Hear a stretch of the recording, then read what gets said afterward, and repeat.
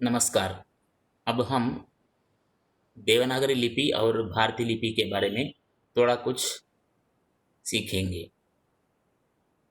भारतीय लिपि में स्वर व्यंजन कैसा लिखते हम अभी सीखेंगे।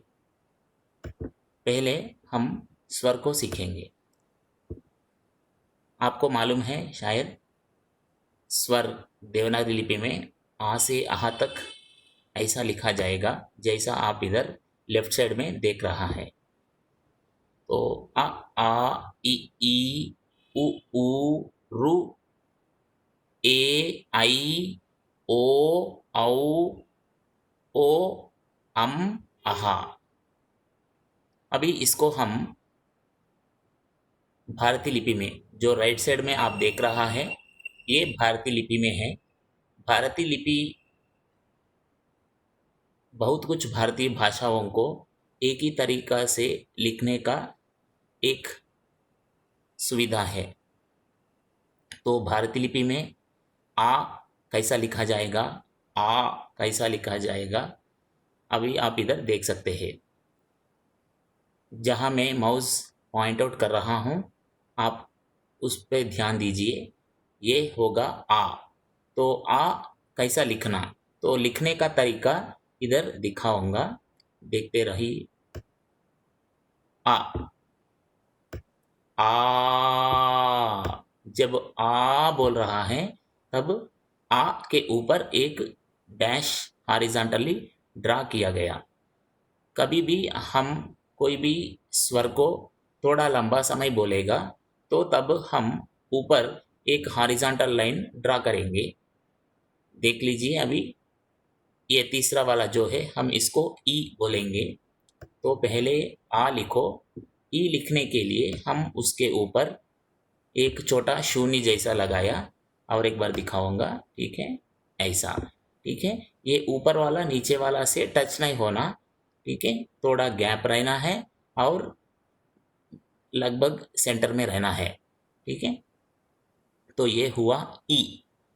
ई चाहिए तो पहले ऐसा आ लिखा, फिर एक छोटा शून्य ऊपर लिखा तो ये ई बन गया। ई चाहिए तो हम थोड़ा लंबा समय बोल रहे ना ई बोल के, तो हॉरिजॉन्टल लाइन भी आना पड़ेगा। तो देखो ये ऊपर वाला कैसा लिखना है, शून्य जो लिखा ना लगभग उसका सेंटर पार्ट से ऐसा एक डैश हम राइट साइड को ड्रा करना है। ये सही है, लेकिन अगर समझो आप ऐसा ड्रा किया, ये गलती है। अगर समझो कोई ऐसा ड्रा किया, ठीक है, तो ये भी गलती है। अगर समझो कोई ऐसा ड्रा करने के लिए कोशिश किया, देखो ऐसा, तो ये भी गलती हो जाएगा। ठीक है, तो सही तरीका क्या है और एक बार दिखा रहा हूँ, सिर्फ ऊपर वाला मैं दिखा रहा हूँ। शून्य लिखने के बाद ऐसा शून्य के जैसा सर्किल ड्रा करने के बाद आप थोड़ा सेंटर से, ठीक है, बोल तो राइट साइड का सेंटर पार्ट वहाँ से ऐसा एक लाइन ड्रा करना। ठीक है, तो वो बिल्कुल हो जाएगा, ठीक हो जाएगा। ठीक है, तो ई लिखने का तरीका ये हो जाएगा। ठीक है, ऐसा। ठीक है, अब देखेंगे हम उ ऊ के बारे में। तो ये होगा ऊ। तो ऊ कैसा लिखना, पहले आ लिखो, फिर उसके ऊपर ऐसा यू शेप में आप ड्रा किया। ठीक है, ये बन गया ऊ। ऊ चाहिए तो देखो फिर ये हुआ आ, फिर यू शेप ड्रा करे तो बनेगा ऊ।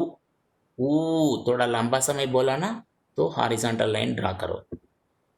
अभी देखो इधर रू है, तो ये रू है ना, तो ये रू हम कैसा लिखेंगे, देखो पहले आप लिखो आ, ठीक है, फिर उसके ऊपर आप लिखो ऐसा। ठीक है, तो आप एक सरल याद रखने के लिए एक छोटा बात है कि ये नीचे वाला जैसा है, ठीक है, उसका बिल्कुल अपोजिट डायरेक्शन में ऊपर वाला है और ऊपर वाला थोड़ा छोटा साइज में रहता है।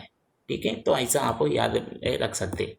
ठीक है, तो फिर ये देखो ए कैसा लिखा गया, तो पहले आ लिखो, फिर ऐसा लिखने के बाद थोड़ा एंगल में फिर हम एक हॉरिजॉन्टल लाइन भी ड्रा कर रहे हैं, क्योंकि हम थोड़ा लंबा समय बोल रहे हैं, इसको ए बोल रहे हैं ना, तो लंबा समय जब बोलेगा तो हॉरिजॉन्टल लाइन आएगा, तो वो आप पहचान याद रख सकते हैं, ठीक है।